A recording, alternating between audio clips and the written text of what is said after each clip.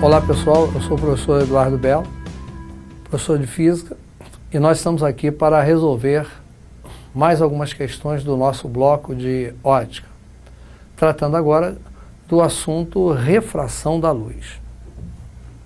A questão número 4 nos informa no enunciado que uma maneira simples de verificar a qualidade do biodiesel é medindo o seu índice de refração. Para proceder a essa medida, o biodiesel a ser inspecionado é introduzido no interior de um recipiente de paredes transparentes em forma de um semicilindro reto. Esse equipamento descrito aqui no enunciado constitui o que nós chamamos de um refratômetro e ele pode ser simplificado aqui nesta figura. O refratômetro é esse recipiente feito de um material transparente. Eu ali coloco o líquido cujo índice de refração quero medir. No caso, eu coloquei aqui dentro o tal biodiesel. Aqui eu tenho ar.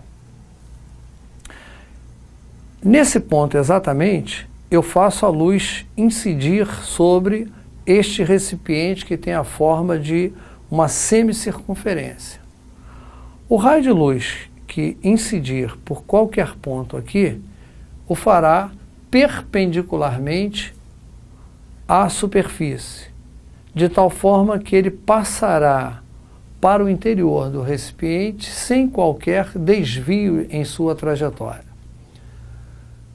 O fenômeno da refração consiste numa mudança de meio.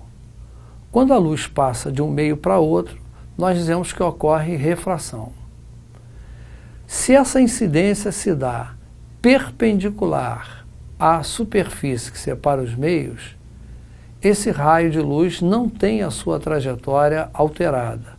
Portanto, qualquer raio de luz que incidir desta maneira, perpendicularmente à superfície, penetra no biodiesel e não sofre desvio de trajetória. Mas quando esse raio, que está se propagando no biodiesel, incide em direção ao ar, ele não prossegue na sua trajetória original, ocorre um desvio de trajetória. Portanto, vamos fazer, antes de mais nada, uma consideração teórica para que nós possamos fazer a análise do funcionamento daquele equipamento. Vamos imaginar que esta linha separe dois meios quaisquer, que vamos aqui denominar meio A,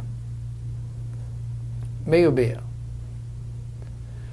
Eu tenho um primeiro raio de luz incidindo do meio A para o meio B.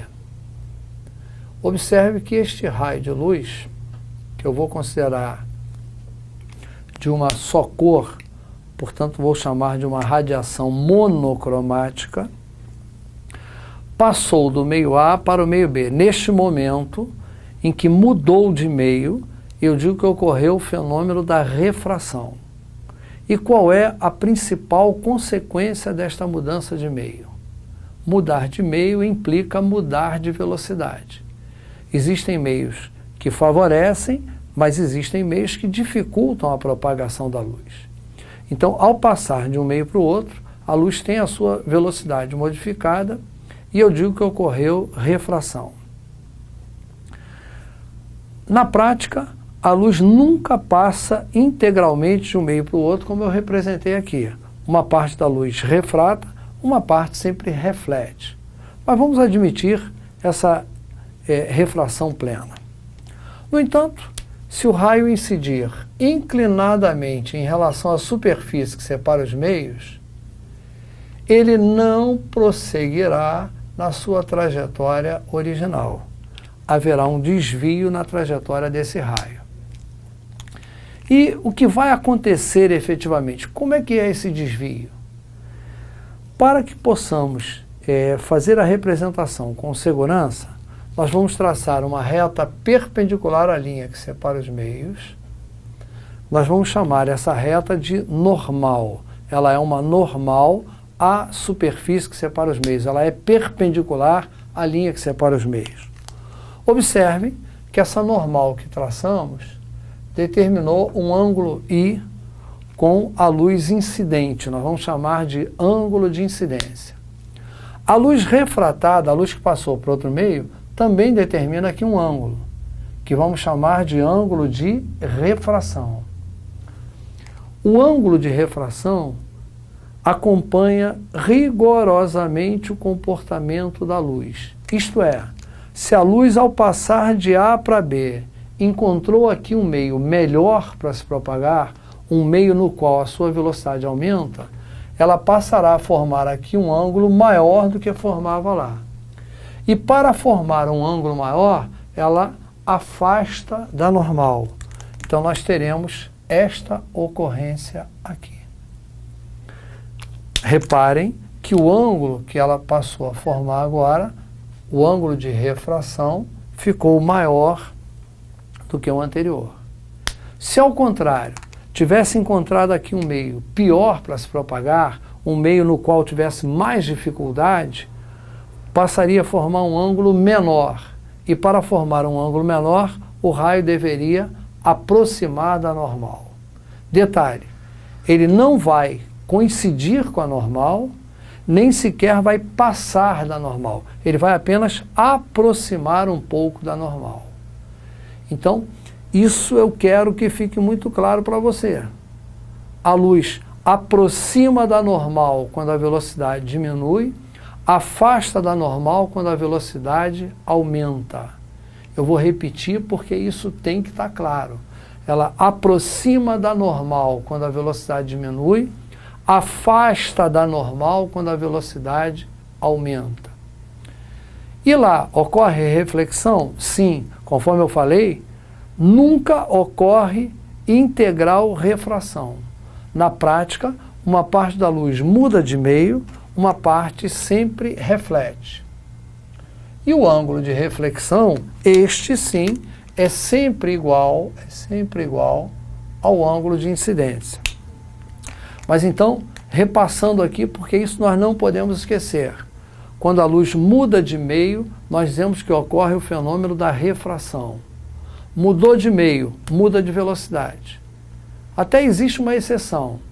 Existe a possibilidade dos meios terem propriedades iguais e ela não mudar de velocidade. Mas isso é raro, isso é exceção. De uma forma geral, mudou de meio, muda de velocidade. E o desvio? Só ocorre quando ela incide inclinada em relação à linha que separa os meios. Aproxima da normal se a velocidade diminui, afasta da normal se a velocidade aumenta. Para que você saiba se a velocidade vai aumentar, se a velocidade vai diminuir, nós dispomos basicamente de dois recursos. Quais são esses dois recursos? A densidade do meio e o índice de refração do meio. Quanto mais denso for o meio, normalmente pior para a luz se propagar. Por exemplo, o melhor meio para que a luz se propague é o vácuo, porque é um vazio total, não há nada atrapalhando. Quando ela passa para o ar, a velocidade já reduz um pouco. Para a água, reduz mais, porque a água sendo mais densa dificulta mais a movimentação da luz, e assim por diante. Uma outra maneira é através do chamado índice de refração, que nós simbolizamos pela letra N. O índice de refração você pode interpretar como um índice de dificuldade de propagação da luz. Quanto maior for o índice de refração, mais difícil é para a luz se propagar naquele meio. Menor é a velocidade da luz naquele meio. Então, se num problema qualquer ele lhe diz que NA é maior que NB, se ele lhe diz que o índice do meio A é maior que o índice do meio B, ele está dizendo que o meio A é pior para a luz, que a velocidade da luz no meio A é menor do que no meio B. Bom, determinado cientista, analisando uma série de meios e uma série de ângulos, observou que para quaisquer pares de meios, no caso aqui o meu par é meio A, meio B, para quaisquer pares de meios, o produto do índice de refração pelo seno do ângulo que a luz determina neste meio, dá sempre o mesmo resultado. Este cientista foi Snell, em parceria inclusive com Descartes nesse processo. E se eu chamar o índice do meio A de NA, o índice do meio B de NB, segundo a relação de Snell, vamos dizer assim, ó, o produto NA seno de I, NA seno de I, é igual ao produto NB seno de R'. NB seno de R'. Para quaisquer pares de meios, o produto do índice de refração pelo seno do ângulo determinado naquele meio dá sempre o mesmo resultado. Bom, lá no nosso problema, eu vou então apagar aqui para que nós possamos voltar ao nosso equipamento. No nosso problema, nós temos esta superfície contendo biodiesel, conforme foi informado no problema. Eu tenho, digamos, um primeiro raio luminoso incidindo desta maneira aqui. Este raio luminoso está se propagando inicialmente no ar. Nesse momento aqui ele passa do ar para o biodiesel, ele muda de meio, ocorre o fenômeno da refração. E aqui ele prossegue do biodiesel em relação ao ar novamente. Temos aqui o ar. Como este raio de luz está inclinado em relação a esta superfície que separa os dois meios, ele não vai prosseguir na sua trajetória original. Eu vou traçar uma normal, uma perpendicular à linha que separa os meios, e tenho aqui identificado ângulo de incidência. Vejamos, essa é a trajetória original da luz. Ela está indo no biodiesel, indo em direção ao ar. O ar é um meio que oferece melhores condições para a luz se propagar do que o biodiesel. A velocidade aqui aumenta. Como a velocidade aumenta, ele vai afastar da normal. Ele vai afastar da normal. Ele vai fazer, digamos, isto aqui. De maneira que o ângulo formado aqui no ar, o ângulo de refração, é menor do que o ângulo de incidência. Aliás, comparando os ângulos, eu posso dizer onde a luz tem maior, onde tem menor velocidade. Tem maior velocidade no ar do que no biodiesel, uma vez que o ângulo lá é maior do que aqui. Muito bem. Eu vou, segundo o enunciado do problema, trazendo esse raio cada vez mais para cá. Observe que se eu trago o raio mais para cá, por exemplo, eu estou dessa maneira fazendo com que ele incida com um ângulo cada vez maior. Na medida em que aumenta o ângulo de incidência, também aumenta o afastamento. Até que haverá um momento em que o raio vai afastar-se tanto da normal que ficará raspando a linha que separa os meios. Então nós vamos fazer aqui um pontilhado para distinguir as duas situações. Este foi o primeiro raio do meu exemplo que seguiu essa trajetória. Esse é o segundo. Ele já apresenta uma inclinação maior, afastou mais ainda da normal. Posso observar que nesse caso aqui, ele afastou tanto da normal que ele está afastado 90 graus da normal. Ele fica rasante a linha que separa os meios. Neste caso, nós dizemos que este aqui é o ângulo limite para que ocorra refração, para que a luz consiga passar para o outro lado. Se eu aumentar mais um pouco esse ângulo, se eu inclinar mais ainda esse raio, o raio refratado lá vai afastar mais do que 90 graus. E afastar mais do que 90 graus significa não passar para o ar. Significa bater aqui e retornar ao próprio biodiesel. Aí já não estará mais ocorrendo o fenômeno da refração. Estará ocorrendo o fenômeno da reflexão. Existe, portanto, uma inclinação máxima que permite a refração, a passagem para o outro lado. Esta inclinação máxima, repito, é chamado de ângulo de incidência. No nosso problema original, eu vou apagar aqui a figura para que nós possamos analisar adequadamente. Ele diz que para o ângulo θ, o raio se propaga rasante aqui a linha que separa os meios. Ele está no limite de não refratar mais, de não conseguir passar mais para o ar. Eu vou traçar aqui uma normal para nos auxiliar. E o problema quer que eu determine, vejamos lá a pergunta, olha lá. Considerando que o índice de refração do ar é 1 e que o ângulo a partir do qual nenhuma luz atravessa a interface plana biodiesel-ar é θ, podemos afirmar que o índice de refração do biodiesel analisado, quanto é? Então a meta da questão é determinar o índice de refração do biodiesel. E para isso eu vou fazer uso da lei de Snell. Eu vou dizer que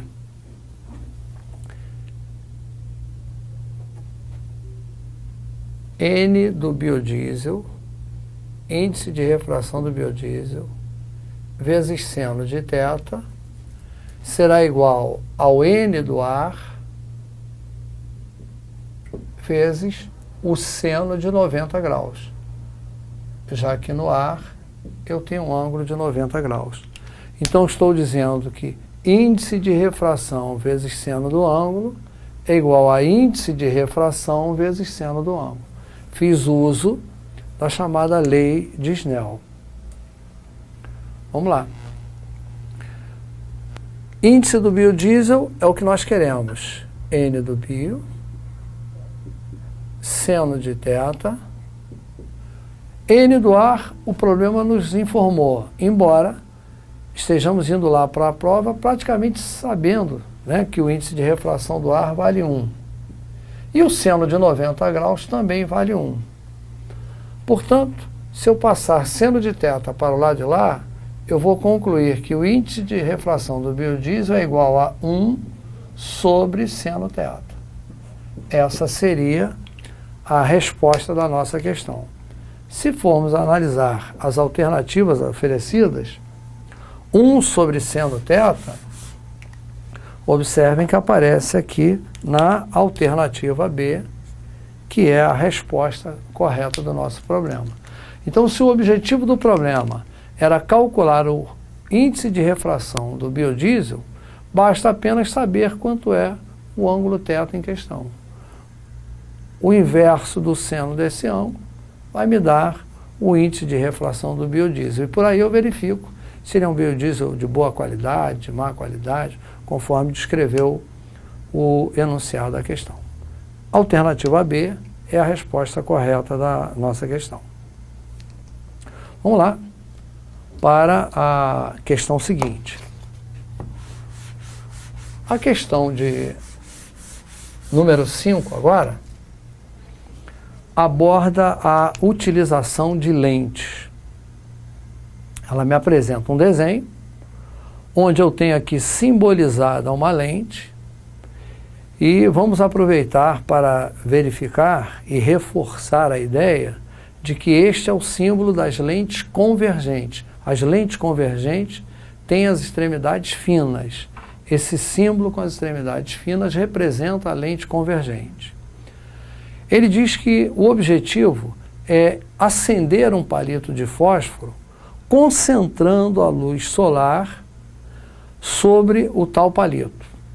Então ele diz assim, para acender um palito de fósforo com os raios solares, você vai utilizar uma lente convergente de centro óptico O e distância focal F. Para tanto, a cabeça do palito será colocada em um dos 5 pontos indicados na figura. A pergunta é: o plano π, que é perpendicular ao eixo óptico da lente, e os pontos pertencem à interseção desse plano com o papel. O efeito desejado, quer dizer, queimar o palito de fósforo, será produzido no mínimo intervalo de tempo se a cabeça do palito for colocada em qual dos pontos ali indicados. Bom, somos sabedores de que se a lente é convergente, ela vai convergir, ela vai concentrar a luz solar. Mas onde ela concentra essa luz solar? Ela concentra exatamente no seu plano focal. Ele informou que essa distância f representa a distância focal da lente. Isso está escrito aqui no enunciado. Bom, então esse plano π que nos foi apresentado no problema é o plano focal da lente. Este aqui é o eixo óptico principal da lente, é o eixo óptico principal.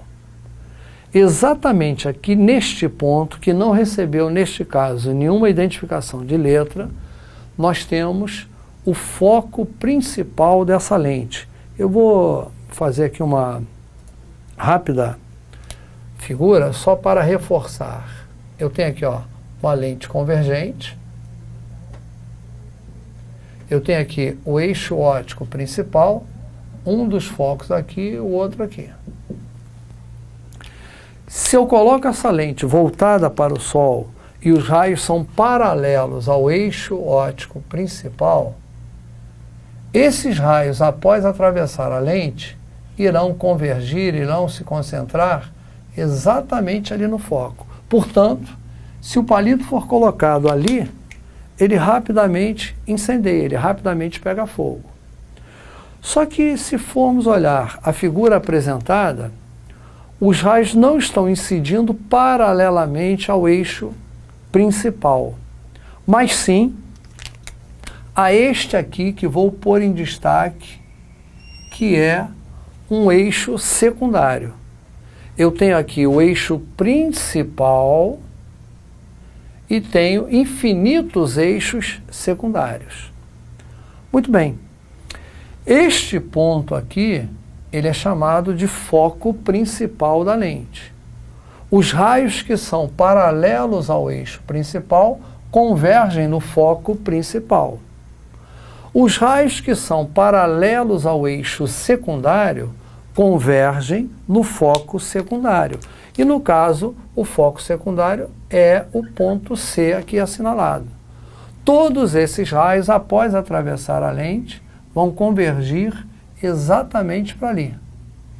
Ora, se todos vão convergir exatamente para ali, ali é o ponto ideal para que o palito seja colocado e incendeie no mínimo tempo possível, como foi pedido no problema. Portanto, o ponto ideal para conseguir esse efeito, incendiar o palito, queimar o palito, no menor tempo possível, é o ponto C, que corresponde a um dos infinitos focos secundários dessa lente. Letra C, alternativa correta da nossa questão.